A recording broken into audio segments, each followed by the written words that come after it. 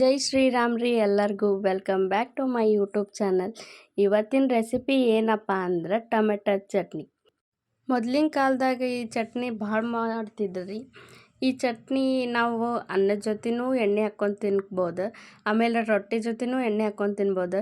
Taste ಮಾತ್ರ ಅನಾಹುತ ಇರುತ್ತೆ ನೋಡ್ರಿ. ಇದನ್ನು ನೀವು ಮನ್ಯಾಗ ಟ್ರೈ ಮಾಡಿರಿ, ಹೆಂಗಿತ್ತಂತ ಹೇಳ್ರಿ. ಮೊದಲಿಗೆ ಇಲ್ಲಿ ನಾನು 4-5 ಟಮಾಟಿ ಕಾಯಿನ ಹಚ್ಕೋಬೇಕು, ಟಮಾಟಿ ಹಣ್ಣು ಹೆಚ್ಕೋಬಾರ್ದು. ಅದನ್ನು ಸ್ವಲ್ಪ ಉದ್ದುದ್ದಕ್ಕೆ ಹೆಚ್ಕೊಂಡು ಒಂದು ಬಾಳ್ಗ್ಯಾಗ ಎಣ್ಣೆ ಹಾಕ್ಕೊಂಡು ಹುರ್ಕೋಬೇಕು ನೋಡ್ರಿ. ಈ ಟಮಾಟಿ ಚಟ್ನಿನ ನಾವು ಒಂದು ವಾರದ ತನಕನೂ ಇಡ್ಬೋದು ರೀ. ಇದು ಟಮಾಟಿ ಏನು ಹುರ್ಕೊಳತ್ತೀವಿ ನೋಡ್ರಿ, ಅದಕ್ಕೆ ಒಂದು 4-5 ಮೆಣಸಿನ್ಕಾಯಿ ಹಾಕ್ಕೊಂಡೆ ನಾನು. ಹಾಕ್ಕೊಂಡು ಅದನ್ನು ಹುರ್ಕೋಬೇಕು ರೀ ಚಲೋತ್ನಂಗೆ.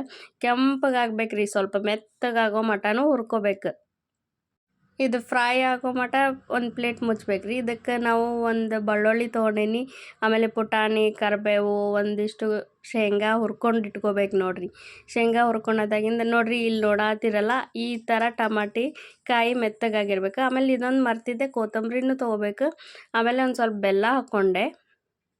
ಬೆಲ್ಲ ಹಾಕ್ಕೊಳೋದಾಗಿಂದ ನಮ್ಗೆ ರುಚಿಗೆ ಎಷ್ಟು ಉಪ್ಪು ಬೇಕು ನೋಡ್ರಿ, ಅಷ್ಟು ಉಪ್ಪು ಹಾಕ್ಕೋಬೇಕು. ರುಚಿಗೆ ಉಪ್ಪು ಹಾಕ್ಕೊಳೋದಾಗಿಂದ ಟಮಾಟಿ ಮತ್ತು ಮೆಣಸಿನ್ಕಾಯಿ ಏನು ಹುರ್ಕೊಂಡಿರ್ತೀವಿ ನೋಡ್ರಿ, ಅದನ್ನು ಇದಕ್ಕೆ ಹಾಕ್ಕೋಬೇಕು ಒಂದು ಪ್ಲೇಟಿಗೆ.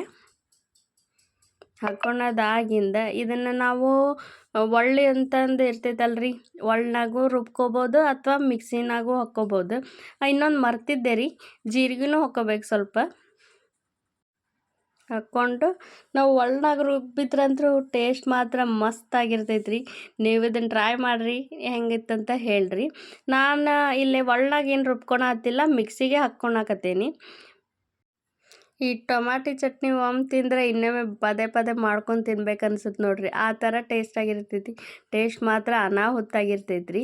ಇದನ್ನು ನಾವು ರೊಟ್ಟಿ ಜೊತೆನೂ ತಿನ್ಬೋದು ಮತ್ತು ಅನ್ನದ ಜೊತೆನೂ ತಿನ್ಬೋದು, ಸೈಡ್ ಉಪ್ಪಿನಕಾಯಿ ಥರನೂ ತಿನ್ಬೋದು. ಇನ್ನೂ ಯಾರು ನನ್ನ ಚಾನಲ್ಗೆ ಸಬ್ಸ್ಕ್ರೈಬ್ ಮಾಡಿಲ್ಲ, ಸಬ್ಸ್ಕ್ರೈಬ್ ಮಾಡಿರಿ. Thank you for watching.